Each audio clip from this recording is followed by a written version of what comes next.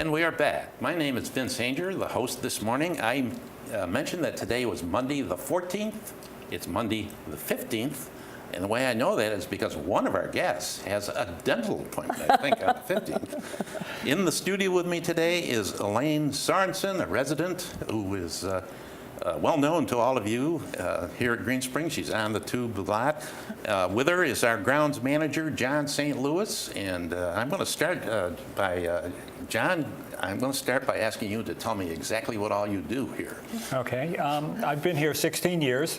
Yeah. Came when we would be sitting in a pile of dirt right now when I came, kind of stuff, because Yes. they hadn't built on this side of the road yet. And it's been an interesting 16 years. I take care of the grounds, and all the other campuses that I visited, and I know some residents visit, we seem to be one of the few Erickson campuses that has as many flowers as we do. That started by my old boss of 16 years ago when they built Renaissance Gardens. He says, well, gardens in the name, so we ought to have some gardens here if Renaissance Garden is the name of the building and things. So that's what started the flowers around the property. And if you go to another campus, a lot of times you just see an empty flower bed with mulch in it that's irrigated, but there's no flowers, and that's interesting. The flowers don't cost very much here. It is a challenge with the heat and the snow and things to keep the flowers looking as good as we do because of the rotation. They're annual, colorful kind of thing. Other than that, I have responsibility of the holiday decorations, which isn't very much. In the olden days, we used to do everything from Groundhog's Day to Valentine's Day, and we don't do that anymore here. As some of the residents may remember, we've had a witch on the roof. I used to have a groundhog in town center, whether he saw his shadow or not, for winter coming up. Since we stopped the groundhog is when it got to starting to be 20 below zero. I don't know if there's a connection there or not, and things. So taking care of the grounds, holiday decorations, and just when new residents move in on the first floor, I usually help them out decorating their patios. Some of them do it themselves. Some of them have me do some of it, and they do it all, the rest, or sometimes I plant the flowers around their patio. John, I think you're being a little bit modest. You say very quickly the grounds. I'm sure people will not be surprised to find you spend lots of overnights here. Because if there's any problem, potential problem, John is here to be sure that it's taken care of. And in the winter, you're here because you have to plow the snow. Is that correct? Yeah. I didn't think about snow removal. I was trying to avoid that. Snow removal is probably the hardest thing for me to do here. Any other company would not want, the companies that you would hire to clean your parking lot, let's say, they won't want to work at Green Spring because they clean giant parking lot in the middle of the night when it's empty. Yes. How do you clean a parking lot that's full of cars? Right. Where do you push the snow? Right. Sure. So it truly is a challenge kind of in things. And and again, sometimes we're here. I've been here 3-4 days in a row without going home, and that snowmageddon a couple years ago. I don't know how long ago it was. Well, and if a pipe bursts, then you get called because that's your responsibility. Well, and that's something that I haven't experienced in all the jobs that I've had before, is after 16 years, the things that I did 16 years ago are now reaching their life expectancy, like pipes breaking and things like that. So like the roofs and the windows and other things on the campus, it's things have a life expectancy, and the irrigation and the earthquake, I think, did a little bit 5 years ago that, surprisingly, I didn't notice problems with some of the sidewalks, et cetera, around the property or the irrigation. But over time, with the little bit of earthquake that we had, I think 5 years ago or whatever, it just allowed the earth to stretch enough to pull some of the irrigation pipes apart, which isn't catastrophic until 2 years after that. It's pulled up enough and the freezes and thawings have pulled it farther apart. So it's, like I said, it's just wear and tear on Well, now let's grounds. also go from winter to summer. What hours do you work, John, in the summer? A good question. It used to. I've worked a lot of different shifts at Green Spring in 16 years. What works best is a time frame of like 5 to 2. Again, 5 a.m. to 2. And mainly that is we have a lot of walkers that start walking their dogs at 6 o'clock. A lot of walkers that walk for the enjoyment of walking at 6:30, 7 o'clock. And with, like I said, the irrigation system reaching the end of its functionality, I have to get here early enough to try to get the flowers, the things watered, the irrigation problems fixed every morning before I get people walking. So the administration have tried to move me to a more reasonable work day, and it just doesn't work because too many people get hit by a sprinkler in order for me to keep things alive. I'm watering something at 7:30, 8 o'clock, and that's not a good thing here. You're trying to get in your car and there's a sprinkler running nearby and things like that. So We're just lucky that he's so good-natured. and then again, in the wintertime, I have to get here at midnight to try to get the road open and things. So that's the challenge for me recently has been giving up my office for the bus people.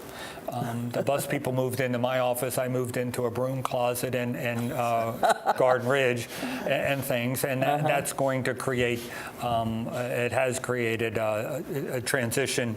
I don't remember what I did with the machine that I did this with and things like that and things. So, and now that RG is not going to be construction start anytime in a reasonable time frame, changes everything again that I was preparing for that construction, and now I don't need to prepare and things.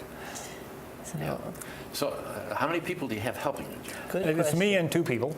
Ericsson's philosophy is, for some reason, farming out everything. So we have subcontractors who do the grounds, mowing, pruning, tree removal, and things. Charlestown and a couple other neighborhoods of Ericsson had grounds people, and they've all weaned out of having grounds personnel and farming it out to subcontractors. So I just have 2 people and me. And you used to have students in the summer, Again, yes. which was nice because they were there to do the nice odd jobs with the residents. Yes, and again, in the olden days, and again, that's probably part of being here so long, the people have transitioned. We've had a lot of turnover in the 16 years I've been here. A lot of people had high school kids that wanted a little summertime job, and we used to, like Dr. Sorensen said, offer them that. And we got a lot of things done. Like we just got done tree pruning and patio shrub pruning, and what the summer kids used to go around and knock on your door and make sure we weren't pruning the wrong thing or the wrong whatever. I get a dozen complaints every year. I have, I guess, 150 patio areas to maintain, and I'm always cutting something down that I shouldn't have, or not cutting something I shouldn't have. And with the summer school kids was always great because there was a lot more interaction with the residents that, with the extra help that we could do. I might say, and I know the residents agree with this, the grounds look great. Thank you. Grounds Yes, really they are. look nice, don't And they? John always has the highest satisfaction survey score Is that right? Yeah. You and come in- gets little recognition for it. Excuse me, that's my personal opinion. Yeah. Well, John, let's talk a little bit about late bloomers. When I started in 2001, I was interested in this beautiful grounds, and people who were here in Neighborhood 1 and Neighborhood 2, like Carol Snitzer and Joan Madison, said, come on and join the late bloomers. Tell us how you started late bloomers. I don't like advertising this, but I'm colorblind to some degree. And I think one day, 16 years ago when I started, I planted a purple and a blue thing together in a flower bed, and that created a dilemma. And so I told my bosses, I said, well, if I could get some of the residents involved in color selection of flowers and things like that, it would help me out. Because to be honest, my brother was really bad. He could wear a blue sock and a red sock. I'm not quite that bad, but obviously when I plant a purple and a blue thing together, that wasn't the best thing that I've ever done. And things. So it might work. Well, see, that's one thing about me. When I do something wrong, I know it immediately. There's some resident here will let me know that, and things. But so I got permission to ask the residents to join a club, and we started. And again, I think we started mainly for Christmas, holiday decorating and things. And I used to have residents on this committee that planted flowers for me, because when I was hired, I was all alone for probably 3 years and things. And we got into planting flowers, and to make sure they were the right color, I needed residents to help me with that and things. And then we went into holiday decoration. Well, let me tell you a little bit about holiday decorations, because when I first came here in 2001, the staff did the holiday decorations, and there weren't very many. And so a couple of us went, the three of us I mentioned before, went to see Lonnie Blessing and said, what if the residents each took responsibility for decorating, for the decor of their neighborhood? And we talked about that, and finally he said, okay. He said, we have your blessing, Lonnie. Yes, we did. And in those days, we didn't have a lot of stuff on hand. And so the two people in General Services, Pamela and Joe Merrick, the boss, hired a bus, and our resident group went shopping. And that's how we laid the ground for the kinds of, you had already had some things for the grounds. You had that. But we didn't have a really good supply of material to decorate the neighborhoods. And it's grown since that time, just that start of it. And I think it's important now to start people thinking about joining the late bloomers, because while the late bloomers meet to talk about the flowers inside and outside, at the holiday time, that group expands. We need lots of help at the holiday time. So we'll talk about that later. John, tell us some more about this beautiful flower arrangement. Tell us about that? The late bloomers, that's how the late bloomers got started. And once we had a little committee, and the committee, Dr. Sorensen's talked about the residents who helped me pick what colors, and then it was really valuable for them to I remember when the first holiday Christmas tree I put in town center, when I was putting tinsel on the tree, I would just ball it up in a ball and throw it on the tree, and if it landed, that's where it stuck and whatever. And residents showed me that's not how you put tinsel on a holiday tree. That's an exaggeration, but not much. So once from there, then, and then again with the flower scenario that we have on the campus, that we started planting flowers,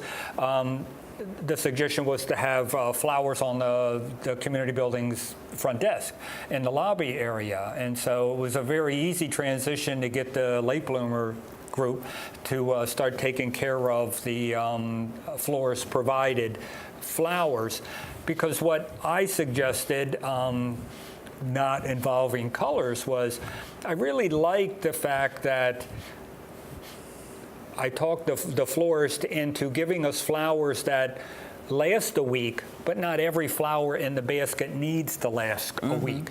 And so they give us some flowers that will last 2 or 3 days, and then it sort of wilts or turns brown or whatever. And again, the late bloomers have two things. They have the coffee tables in the lobby, and they also have this as a means of babysitting. And so what the late bloomers residents do wonderfully well every day of the year is they go by and they check that that maybe this flower is, past its prime and it's beginning to look droopy, so they will pull it out and organize the rest so it still looks good, even though some of the flowers after 2 or 3 or 4 days have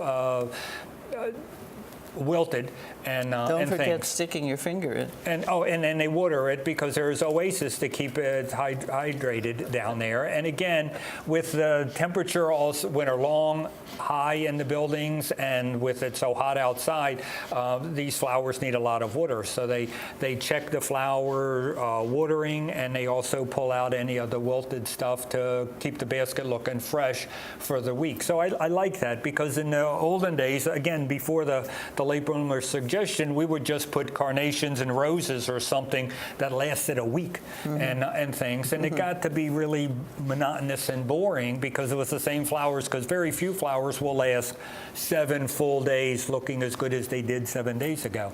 And now, with their help, they can just come along and pull out the stuff that is wilted and looking bad, and we still have a gorgeous looking basket, even though today's the 5th day. And we used to also put flowers in the restrooms. Yes. But those walked away all the time. And They sometimes disappeared? they walk away from the tables around the coffee machine also. It's interesting to see them show up at other places. You know? Unfortunately, a lot of things in this arena of walk away. Easter flowers, I have to nail them to the floor and things. They seem to disappear almost as soon as I put them in the lobby and things. And the poinsettias, not so much, but a few have. And we used to even have live flowers on the coffee tables in the lobby, and that just didn't work. People used to come out and take them for other events during the day and whatever. And luckily, these are moved from time to time, but we haven't had these walk as much as the rest.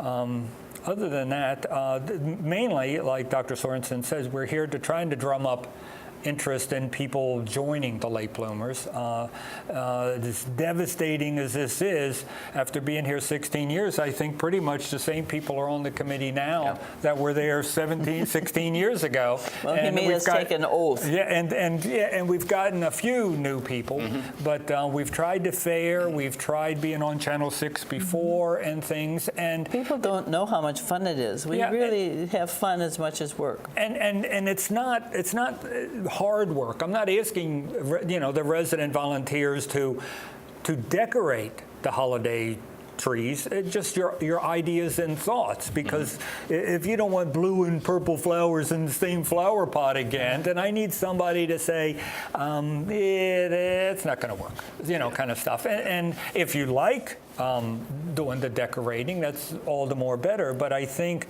let me interject here in that it's important that those who are interested in decorating in the common areas join the late bloomers, because in order to do that, no one can decorate in the common areas unless it's approved through the staff system. All right. And I mean, it's interesting. People say, "Oh, I have this. I'd like to put that out." Yes. No, thank you. I appreciate it, Yeah. but I experienced that personally. did you? Oh, yes, I did. Yes. Yes. When after my wife's funeral mass in April of 2013, you see, I took all of the flowers in the church. I brought all of those flowers. Thank you, John. I brought all of those flowers back to the grounds here, and I thought, wouldn't it be nice if I just laid them out someplace? And I did that right across from town center. The next day, they were all gone. So you have ground rules.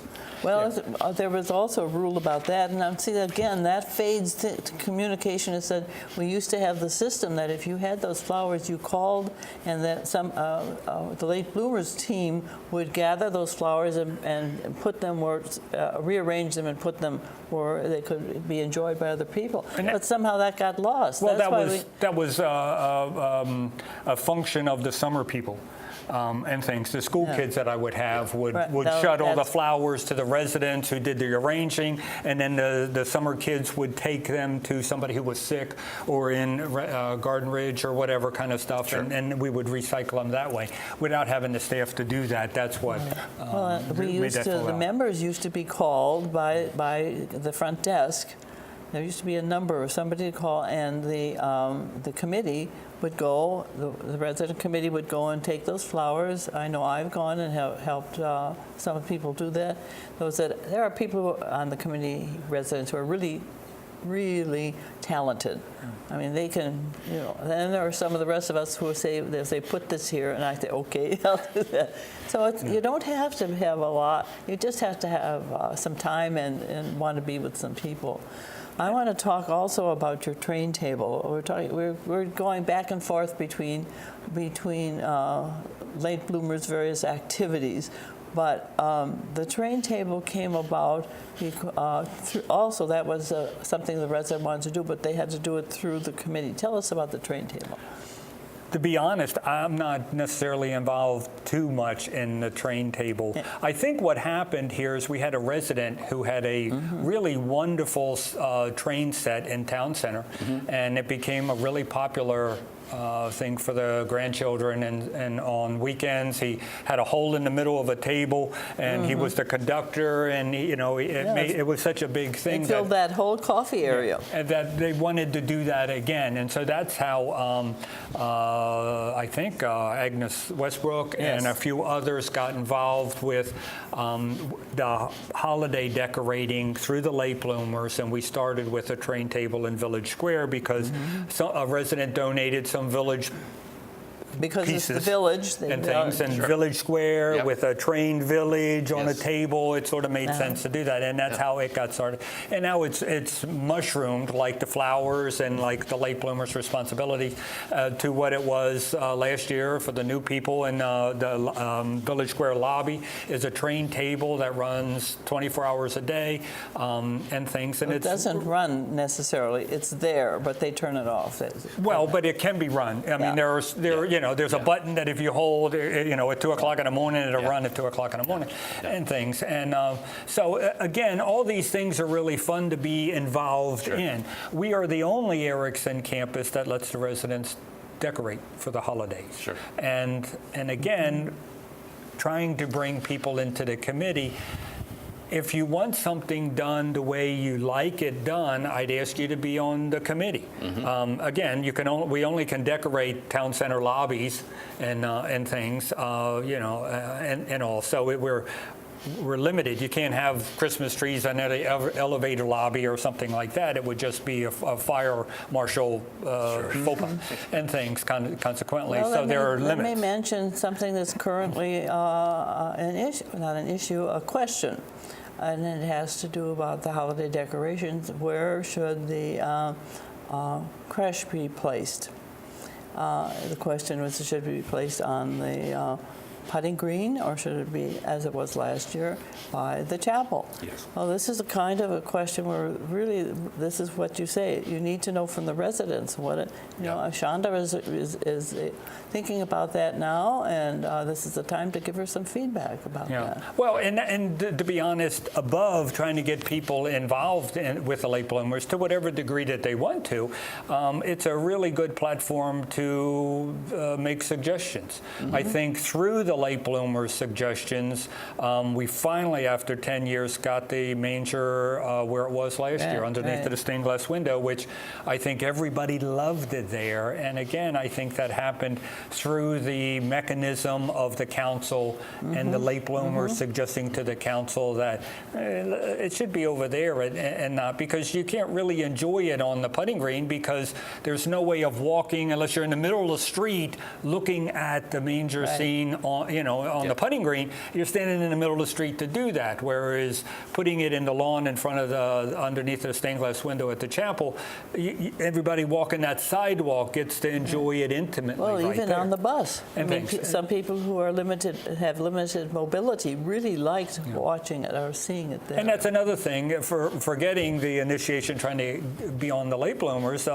If I know people who have been on Green Spring campus tourists living here for 7 years didn't know we had a pond because they come this way and don't go that way. And I encourage everybody during the flower season or during the holiday season to hop on the shuttle and just ride around the campus because it's fun to see.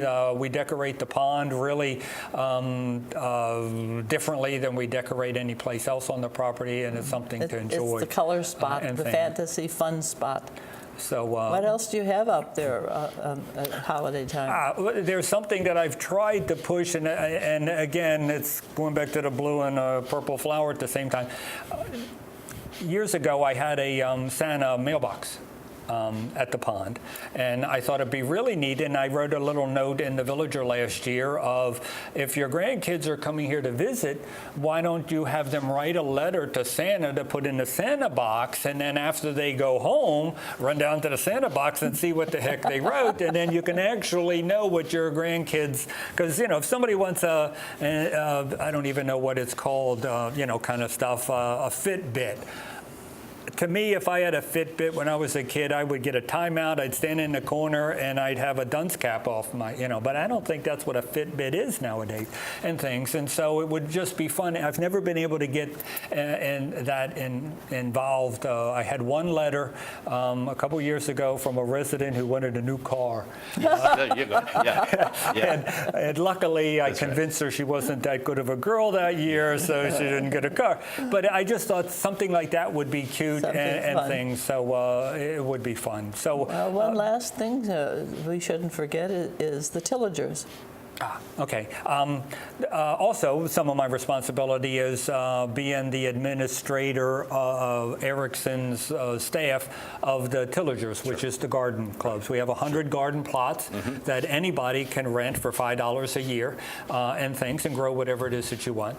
I have to orchestrate the irrigation and the logistics of those things. We have a wonderful committee that does all the work. I get all the credit, but they do all the work and things. And so I encourage everybody to go to those meetings and come to the late bloomers meetings. The Tillagers meetings is the second Monday of the winter months, I think, and it's on Channel 6 and it's advertised well, to just hear what's possible. And again, like the late bloomers, if you don't want to have a garden all to yourself, get a partner and share it. And I again, that's the second thing I failed. I was at Walter Reed for years and years and years. I never got it there, but that was Army and things. And it's like some people go away for a month, and it's like they're the things that they tended to are so beautiful, and then they go away for a month, and they're who knows what's there when they get back. Whereas if you had a partner that shared the garden and share and things, you'd have somebody here to take care of it while you're away, and they got you here when you go away